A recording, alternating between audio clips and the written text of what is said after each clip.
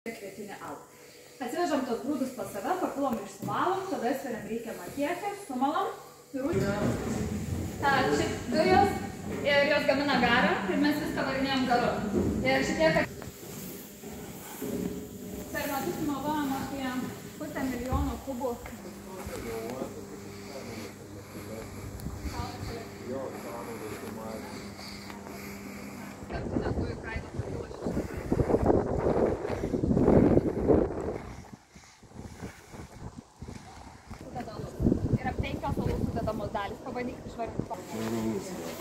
O, čia jau gerai, ne? Jaučiat, kad nežinys fabrikas.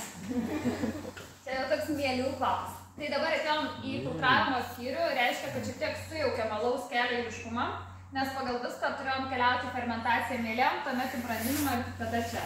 Tai tikrai atlankysim ir tuos 2 skyrius, kuriuos praleidom, bet dabar čia esam tam, kad nevesti tą visą darbą atlieka kizelgūro filtras, o pats kizelgūras tai yra tokia natūrali uoliena, labai smulkiai malta, panašus moterišką vyrą.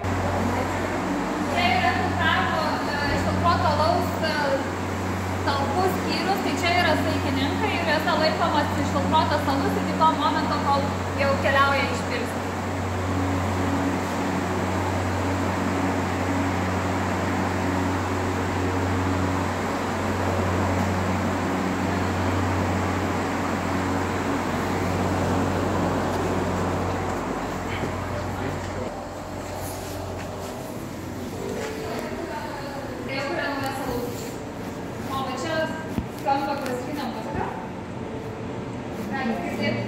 Kada mūsų užsienos yra mėlių veisykla ir moksliškai yra įrodyta, kad mėlės yra teigiamai veikiamos klasikinės muzikos.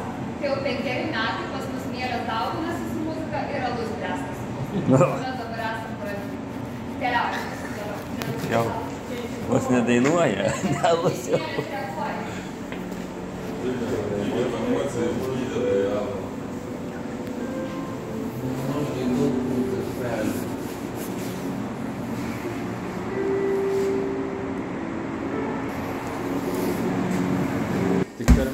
Fermentacija skiriasi, teisingai. Bet skiriasi talpose spaudimas. Būna skiriasi spaudimas, bet temperatūra vis tiek 2,5 yra. Mes galim tenai nusimušti temperatūrą ir iki 0 talpoje, jeigu reikia visiškai užmigdyti procesą, susivakumuoja talpa, jeigu pavyzdžiui fermentacijos procesas baigėsi tik tai po savaitę. Mes galim susireguliuoti taip, kad atrodytų, kad jūros dugne alus yra ir ten niekas nebevyksta. Šiaip kai vaikščiat po alaus daryklo, tai aplink jūs dabar yra netoli 1 milijono litrų alaus. O, jeigu pabėgtų. Jeigu pabėgtų. Tai šalta pas mus yra dėl to, kad mes pagrindinai darom lager tipo alų. Pasaulyje yra 3 alaus tipai – lager, elis, lembik. Visi šie 3 skirsos pagal mėles ir pagal fermentaciją. Tai lageriai yra tie, kurie fermentuojasi šaltai. Žemoji temperatūra ir 2 fermentacijos etapai. Jūs ką tik prat 2 fermentacijos etapą, o pirmasis yra už tų 2.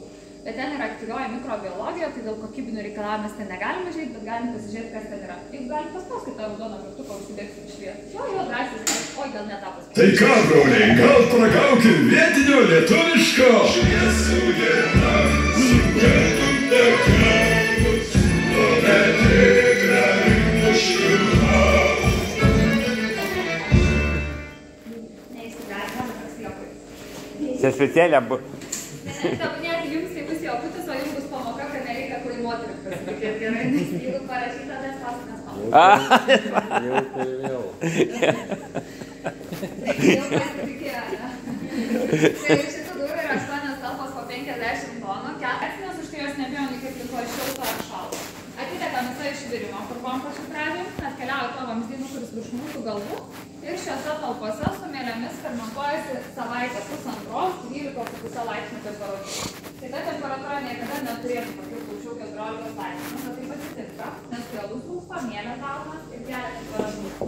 Dėl to galite sakyti, kad kiekvienos talpos yra tokios juostos, tokie žiedai. Tai yra šaldymo marškinėliai. Jei talpoje temperatūra sukyla, įsijungia automatinis šaldymas, talpos tais žiedais apšerkšnyje, bet kaip tik šiuo metu yra apšerkšnyjusių talpų. Ir patys pirmoji eilė, kairė pusė apšerkšnijus, dešiniai ne. Tai ta, kuri apšerkšnijus, joje jau buvo per šilta, susijungia šaldymas, pabūna keletą valandų, kartais veikia paros ar 2, susireguliuoja temperatūra, atitirpsta ir vėl tik nieko nėra. Tai reiškia, kad yra daugas apšerkšnyje. Tai taip čia savaitę pusantros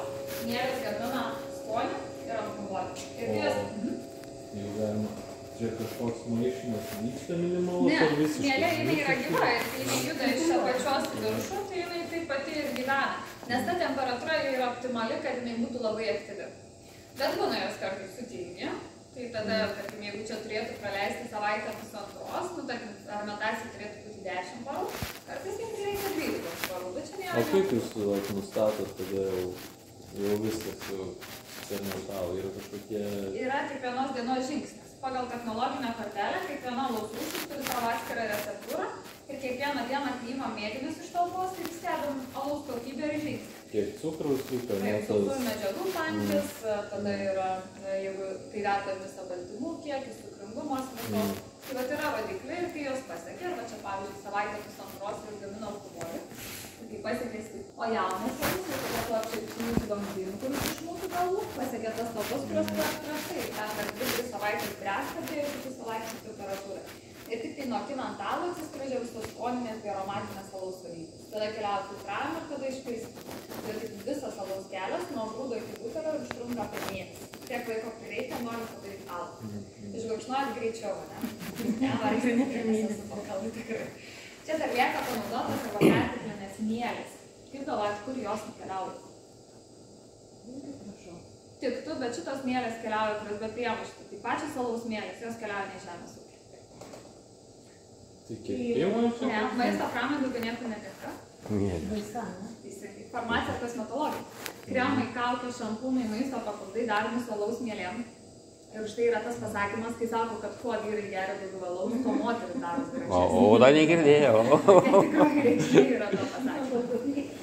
O šitas O tų pačių irgi negalima panaudoti. Pasiema kažkiek, pasiema. Tas pačias mielės galima naudoti iki 7 kartų, bet nenaudojam daugiau negu 3 kartus. Nes kuo mielė yra vyresnė, tuo jinai yra pažeidžiamesnė. O jos ten pradeda ožius rodyti, nebesifermentuoja, jos ten jau patingi, jos ten apvalgo kitos mielės, jos tada piktos, rūgštumas atsiranda. Tai vat 3 kartai, bet yra tokių alaus rūšių, kurios negali daryti su pirma generacija. Jos turi darytis tik tai su 3 generacijos mielėm. Tai va, pavyzdžiui, būna kolegos skaičiuoja gamybos planą ir va, žinau, kad bus 3 generacijos mielių ir sako, dabar ten darom tokią ir tokią alaus rūšį.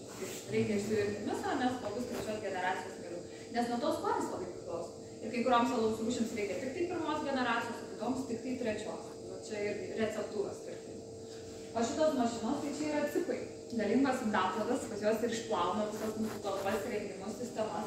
Mes tiesiog nustatom programą, ką turės padaryti. Pati mašina susimaišo valymo medžiagas, jūs išrikiuotus palei sieną, pasirašė darbui, programa paleidžiama ir plovimas prasideda. Tai tokių turim darykloje 3. Viena čia, viena virime ir viena išpilsime. Bet taip pat turim teritorijų ir pirminio nuotekų valymo stotį, biologinius valymo įrengimus. Tai pirmiausia visos nuotekos pas mus išsivalo, o tada nuteka į miesto valymo įrengimus. Sutvarkom atsakingai su visom atliekom. O dabar keliausim link išpilstymą. Prašau. Tai tą raudoną išjungt mygtuką, ne? Bet visi vaikai nori paspausti ant ranką. Šiaip talpose tai būna. Nors būna 4 barą talpoj būna spaudimas. Tai būna 1. Nu, bet šiame bendrai skyriuje. O jeigu pasižiūrėjus taip, tai šiame skyriuje vienu metu būna daugiausiai 8, nes čia yra išpilstymo skyriaus pradžia, konkrečiai šitam kitai vietai. O jeigu pasižiūrėjus taip plačiąją prasme, tai gamyba yra apie 40 darbuotojų, nors pilnas mūsų kolektyvas yra apie 120 žmonių. Nes apie 40 restoranas, apie 40 logistika, administracija, techninė priežiūra ir panašiai. Jeigu pažiūrėtumėt rekvizitai LT, dabar mūsų yra apie 90, nes mes nebe sezonė. Mes jau dabar spalio mėnesį išėjom iš sezono ir mūsų sumažėjo apie 30 žmonių, o balandžio pabaigoje pasižiūrėsit mūsų vėl 120, 120, 130.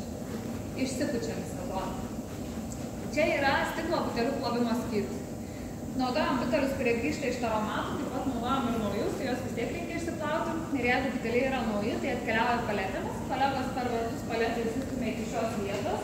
Ir depaletizatorius tiesiog aukštais nukelinėjo butelius ant transporterio, vienu metu nukelia 300-400 butelių priklausomai nuo jų kūro ir jie transporterius važiuoja šią mašiną. O jeigu buteliai parvažiuoja iš taromatų, tai grįžta dėžėse. Tada kolegos kelia dėžę laukiant transporterio, ta dėžė atkeliauja iš šios vietos, aparatas išsikelia stiklinius butelius dėžė keliauja linijos galą, o buteliai transporterius važiuoja į šią mašiną. Ir kiekvieną butelį mašina plauna 18 minučių. Pirmiausia, atmirko ir nušveičia senas etiketes ir tada kiekvieną butelį 11 minučių iš 18 plauna 2% natrio šarmo tirpalo ir skalauja per kelis kartus. Ir mašina per valandą išplauna apie 7000 stiklinių butelių. Tai va tokius yra jos galimybės. Dabar jau nebe. Visą laiką buvo jau čia kokį beveik 10 metų apsimokėjo pirkti naują, bet turėjom pandemiją, kuri labai išderino rinką ir trūko žaliavų. Ir jau kaip ir viskas susistatė į vietas ir prasidėjo karas. Ir tai dabar yra taip išderinę viską, kur stikliniai buteliai yra labai išbrangę arba jų iš viso nėra tam tikrų formų. Skaidraus stiklo iš viso yra labai didelė tragedija, skaidraus stiklo tiesiog nėra, arba jo kaina yra 6 kartus didesnė negu kad būdavo. Tai vat mes irgi su kai kuriais produktais išėjom iš skaidrių butelių, tiesiog dėl to, kad nepabrangtų tas produktas 50 centų vien dėl to, kad butelius prie tiek pabrangtų. Tai va, tai čia tokių visokiausių. Tai dabar jau daugkartinis butelis kaip ir būtų pigesnis naudoti negu vienkartinis, bet pati esmė, kad tada labai keičiasi viskas. Nuo centrų, nuo logistinių kortelių iki vežimo sutarčių ir taip toliau. Kol kas dar dabar gal stabilizuosim. Nes dabar dingo iš rinkos pernai 3 didžiulės stiklo gamintojų šalys, kurios be galo daug stiklinių butelių pagamindavo, tai buvo Rusija, Baltarusija ir Ukraina. Tai va, ir jų nebėra ir dabar visi kreipiasi pas kažką kitus, pavyzdžiui, pas čekus. Jeigu mes iš čeko pirkdavom butelį ir mums ten būdavo eilė 2 mėnesiai, tai dabar metai ir 2 mėnesiai. Iki tiek. Tai va, blogai, kad Panevėžys susidarė. Anksčiau gamino. Ne, Panevėžys gamina butelius. Gamina, bet jeigu jie neturi tokios formos butelio, kuris mums yra reikalingas, būtų prisitaikę. arba specialiai dėl mūsų turi pagaminti 9 milijonus butelių, nu tai mums čia irgi neišimtis. Tai dabar keliaujam. Išpilstymą papasakosiu, kaip tikrinama švariai išsikloja. Nu tai jau turi kompiuteris su lazeriu tikrit kažkaip jau. Tikrai ne, kolegai sėdi.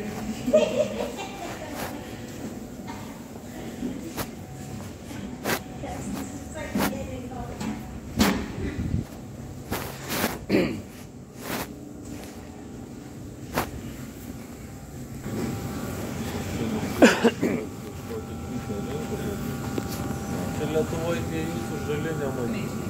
Jei su buteliu viskas tvarkoje, keliauja galiausiai čia išpilstymo mašiną, ten dvigubai vakuumuojamas, prisileidžia alus, išsikankruoja ir transporteriu atkeliauja iki etiketas. Ir mašina deda 3 etiketes ir supakuoja į dėžes. Žmogus net ir nepakuoja, tik prižiūri. Ir dar pilstom alų plastikinius. Juos pasidarom patys čia vietoj iš tokių rašinukų. Tai vat mano rankose yra tie patys plastikiniai buteliai. Čia bambalys vadinamas, iš to ištikų čia litrinis. Tai čia yra rudas alaus arba giros butelis, čia yra žalias radlerio butelis, žaliųjų citrinų. Tai turim aparatą, paima po 4 tokius rašinukus, iš kakliukų stato į uždarą formą ir karšto oro per porą sekundžių išlipti. Tai kokia forma, tada toks gaunasi ir pats butelis. Tai galite apžiūrėti, galite pabandyti išpūstyti. Jeigu 40 atmosferų pučiat išpūstyti. Ne. Ne pačiu taršiu. A, čia tas butelys neįsirptas pasidaro. Visi plastikiniai buteliai. Čia spiritukas tai tik. Šaltupys va toksai. Jie visi plastikiniai buteliai darosi iš tokių. Tai būtų skaidrus butelėjaus butelys. Tai va čia yra litras, pusės litro būtų trumpesnis. Tas vakarys atrodo.